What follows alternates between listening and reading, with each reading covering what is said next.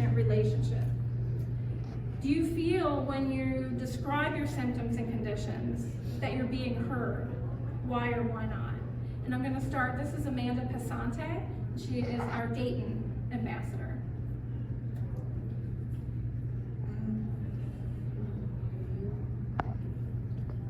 Yes, absolutely, I will repeat the question.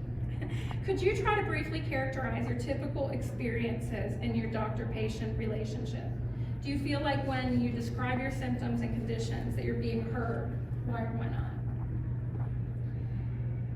For a very long time, I would say that most of my experiences with my doctors, whether that be primary or specialty, have been very discouraging. I feel like I seldom have a voice, and when I try to use my voice, I'm met with a condescending attitude. Especially as a woman of color, I feel just completely dismissed at times. I currently have a doctor in my primary that is a woman of color, and the difference in care has been otherworldly.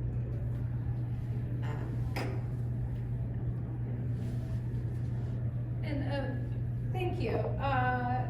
Mary Alleger is our editor-in-chief.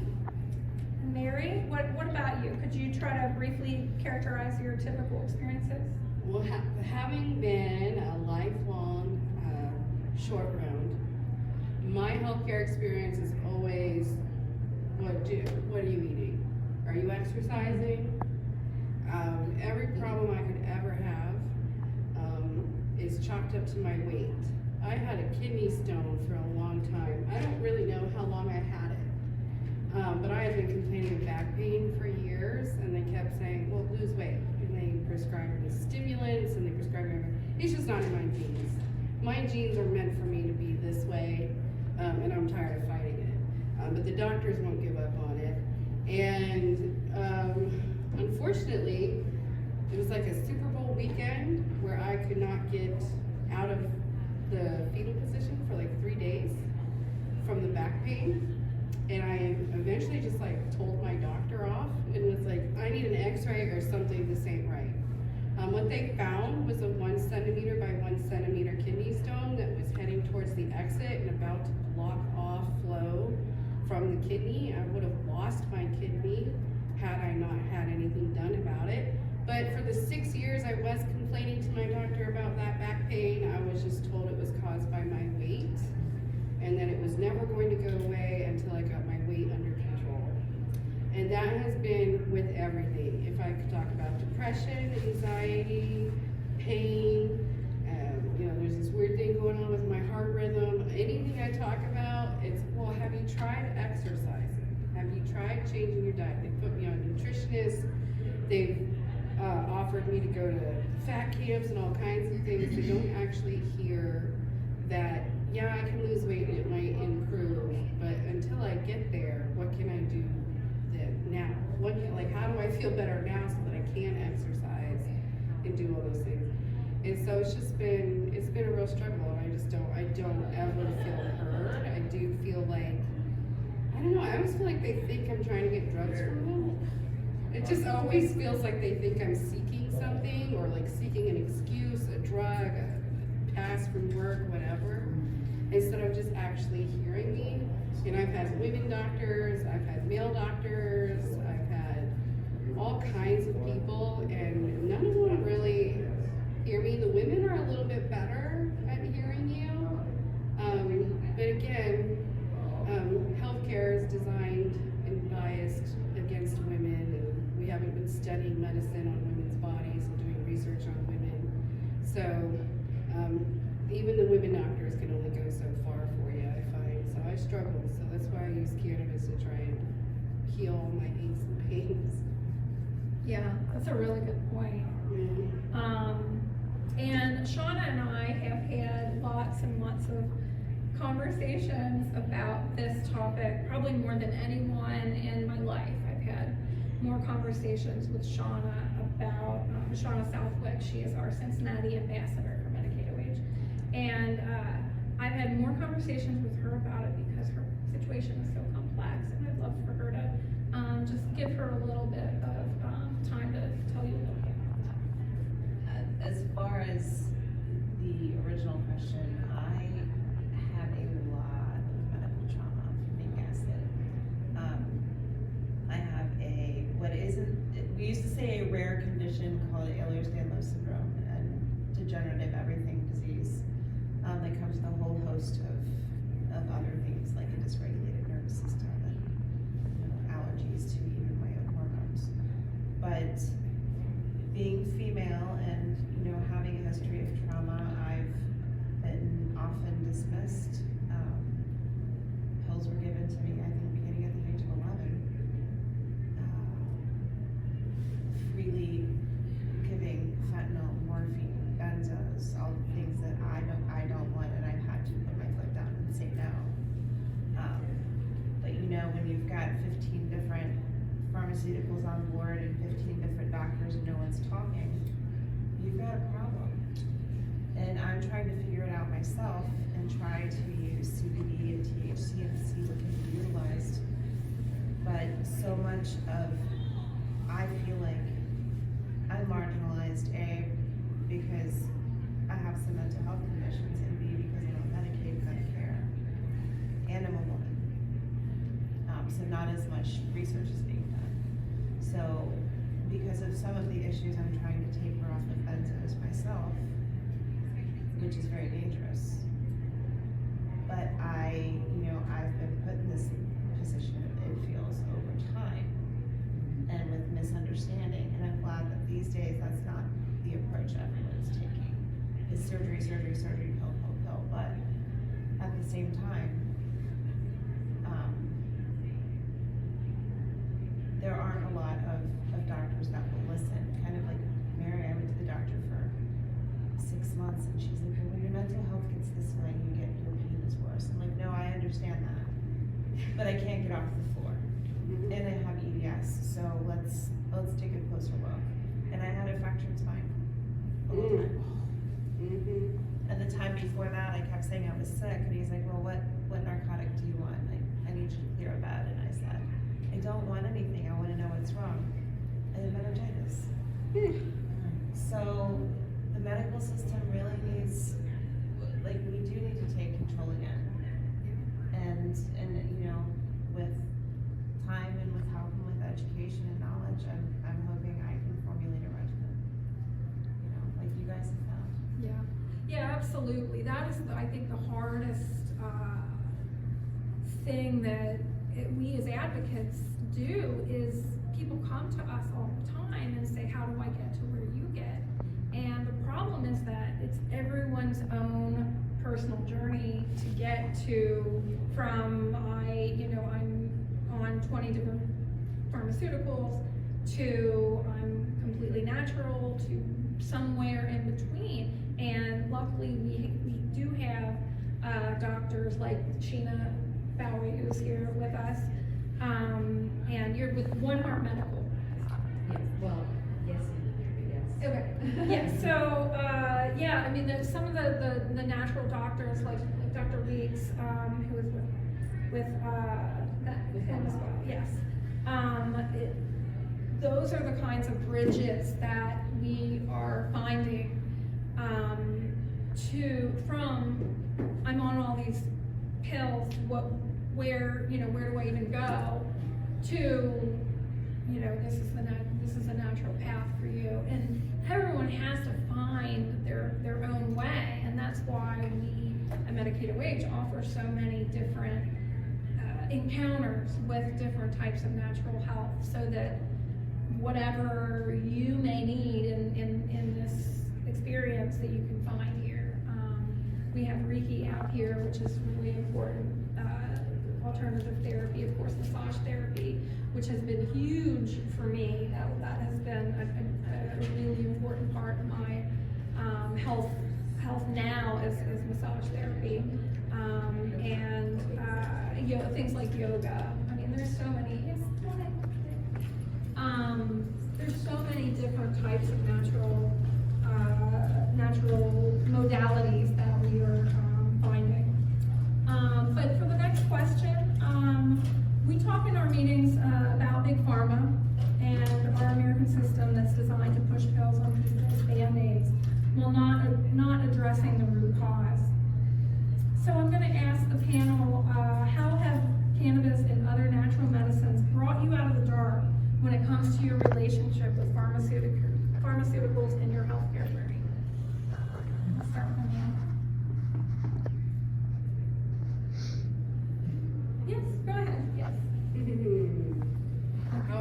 brought me out of the dark?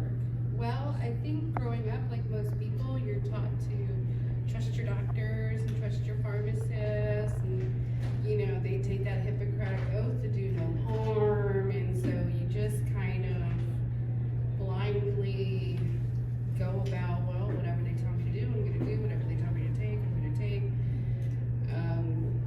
But I don't know, I think it was my experience with drug use, drug abuse, drug addiction as a teenager that really started getting me to question just authority in general. Like, well, you told me that if I did this, I would die, and I'm alive, so you're just crazy, right? And then I smoked weed, and that didn't lead to heroin, so what's going on there? And I think just because it helped me so much in my daily life and like feeling like a normal person, it really started making me question, like, well, the doctor's not talking about this, but I know it's great. Why isn't the doctor talking about this? And it just kind of started seeping in slowly, like, there's something here that they're not telling us. And then going to school and learning about drug use, and I minored in substance abuse and misuse at OSU, and learning about the long-term side effects of benzodiazepines and opioids and all that really just shook me to my core, and was like, how are we even allowing this to happen? How do we just keep prescribing this by the millions, and nobody's talking about how this Xanax that you love for your anxiety might give you Alzheimer's one day? You know, nobody's talking about that. Cannabis can prevent Alzheimer's by preventing those amyloid plaques from building up on your neurons, but they're not going to recommend cannabis for you, are they? You know? So I think just living and learning through my own rebellious teenage years really opened me up to big pharma is just, you know, there's no money in us getting better. So I don't know. Amanda. Okay. I might cry. So, We're here for you, girl. so I have complex post-traumatic stress disorder and major anxiety and major depression. For a long time, I was just like prescribed different medications, and I would tell my doctor, like, I really don't care to take pills. I forget to take them. When I take them, I am in a place that's so dark, I can't find myself, and I have small children. I felt so lost. And I remember laying on the bathroom floor, hysterical, and I was self-harming. I had a friend, he just looked at me and he said, you can't do this anymore. It's just, I promise nothing will happen to the kids and they will be okay. I'm just going to roll up this joint and you are gonna be okay. And at that time I had experienced a lot of trauma, and especially religious trauma. Grew up in Catholic, well, not practicing, but it was used for discipline, if you will. So to use cannabis, you know, you were going straight to hell or you were gonna die. And after that night, I think I went straight to the library. I grabbed like all the books that I could, cannabis pharmacy, and everything. And I jumped right in. It's been a passion since 2017, as soon as we legalized. And then the first dispensary opened in Southern Ohio. I left my $50,000 a year job to make $13 an hour at Pure Ohio Wellness. And it's been a journey. I'm in a really good place. I still work with MedicateOH. I found myself in the past couple of years. I've started facilitating shibari workshops and speaking to women, men, couples, whoever, about boundaries and communication and consent. And so, yeah, I'm in a really great place, but I still have my sad days, maybe one of them days. But I'm hopeful that I'll get through Thank you so much for that, Amanda. And, yeah, we really appreciate Amanda's contributions to MedicateOH. She's been a wonderful advocate and has helped us with lots of different projects. And she's got some really cool event ideas coming up that we're gonna be talking about pretty soon. So make sure to follow us at MedicateOH. And Mary, we'll let you answer this. Wait, no, you already went. Yes, Shawna. Yeah, so, okay, and I'll repeat it and phrase it, for me and Shawna, because it has been, the biggest conversation that we have had, is how do you incorporate, if you incorporate cannabis, and that's another thing that everyone needs to ask themselves, and ask others as they're talking about it, because for some people, may not be right, and so Shawna, I'd love for you to talk a little bit about your experience, right? Amanda's gonna allow me to be brief. I too have CPTSD and a condition in which I've had so many surgeries and brain surgeries and being fed by tubes and hearing that if I don't do X, Y, Z, I won't make it. And I've been masking a lot. I have a situation called BIND. It's benzo-induced neurological deficit. And it's difficult to come off of, and it's difficult to unwind. So, I'm working with nurses to try to incorporate and pull everything together, but it's been very difficult, and Big Pharma makes it hard. So do women who are in the margins and can't afford their cannabis regimen or know what it needs to be. Because so far, everything I've tried has not worked. It's reduced my amount of benzo use, not benzo use, it's reduced my amount of opiate use, because I am not one to take opiates and benzos together, but if I don't take them, I will have withdrawals, and I could die. And there is no one guiding that ship. There's no communication. And I feel like the option to have plant medicine for everyone needs to exist, because you need to be able to take that into your own hands and not be in the situation I'm in. And frankly, it's starting to make me angry, because we need people who are versed in both medications and cannabis who can help you bridge that's affordable. Because too many people are dying or going to die. Absolutely. And you've seen the situation at my house with probably 100 medications. I think 50 or 60 are in phase 1. Yeah. And nobody's coordinating. And that's where we don't have the control. And I think a lot of us have had parents like that, particularly, or other relatives that we're trying to help, that they've just been so over-medicated that you don't even know where to start. And who do they go to? I mean, they have caseworkers, right? They're minimally helpful. There's nurses that are,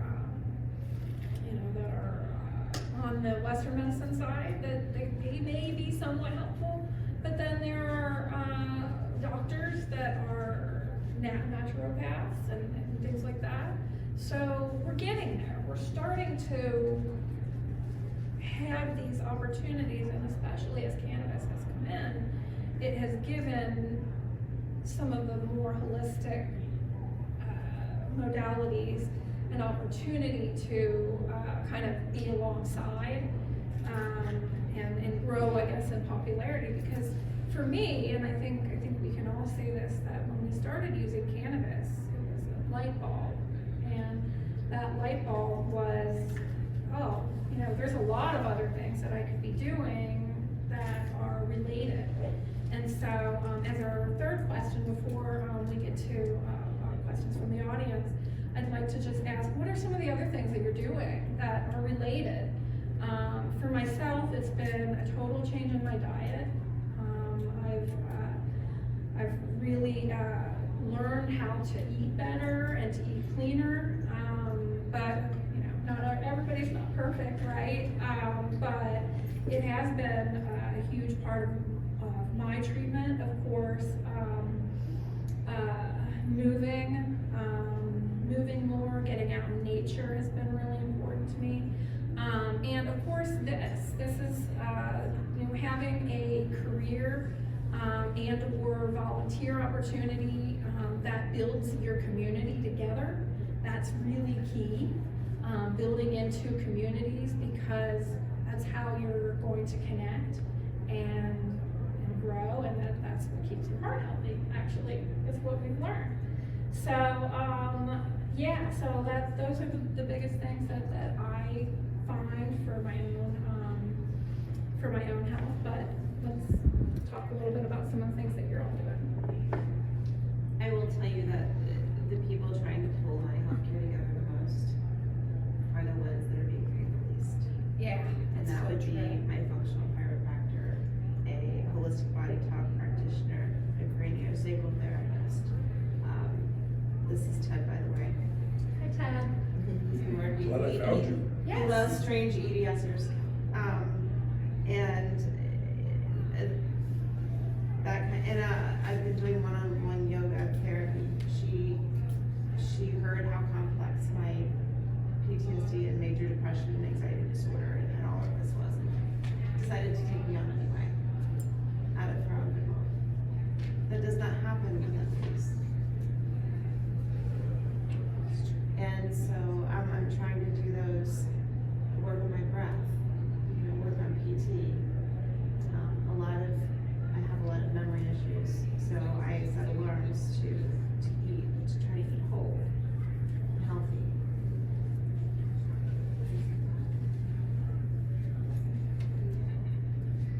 So alongside my cannabis regimen, you know, I take my vitamins, all that stuff. I try to eat healthy. My biggest thing is mindfulness. I like to say, like, if the essence of me lives in here, she's usually all up here. She doesn't stretch out and go all the way to the ground. I'm usually not grounded. I'm usually in a dissociative state, just not present at all, just out here in space.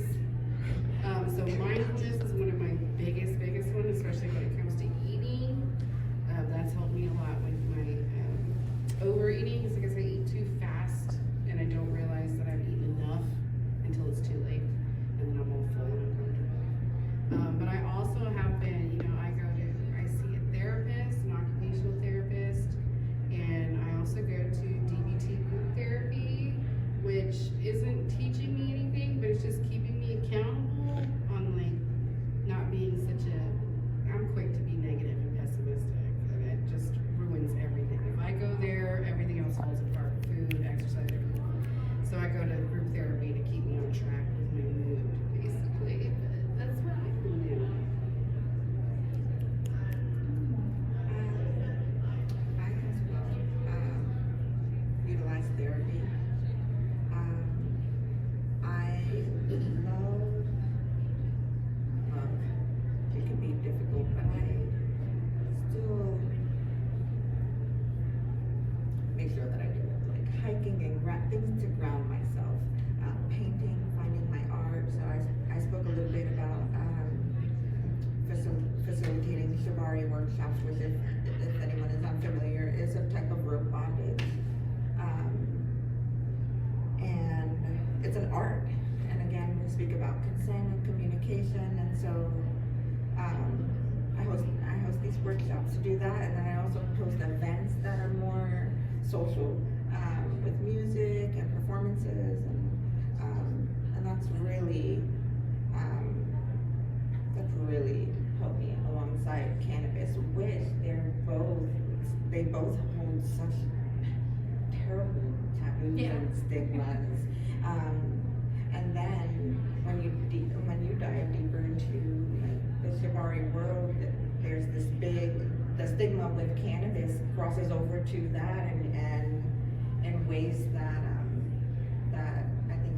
away from the practice, because if you understood the benefits of cannabis, it would, I believe, elevate the experience. Yeah, that's really interesting, the way that when we bring cannabis into some of the other things that we enjoy, it about elevates that experience. I know one of the big things that we see a lot is cannabis and yoga together now. That's become very popular, and of course, social gatherings. Of course, we all have been to social gatherings involving cannabis, but yeah, once you start bringing those things together and infusing them together, they do tend to make life brighter. And for those of us who have struggled with both mental health conditions, whether it be CPTSD, PTSD, some other, like anxiety, things like that, we notice cannabis bringing us out. But yeah, some other different interests tend to find their ways to the surface, and that can really brighten up your life, especially in light of your conditions that you're experiencing. So I want to thank the panel, and I want to, because it's very vulnerable to share your own personal health journey. So I thank you all for that, and I want to take some questions from the audience.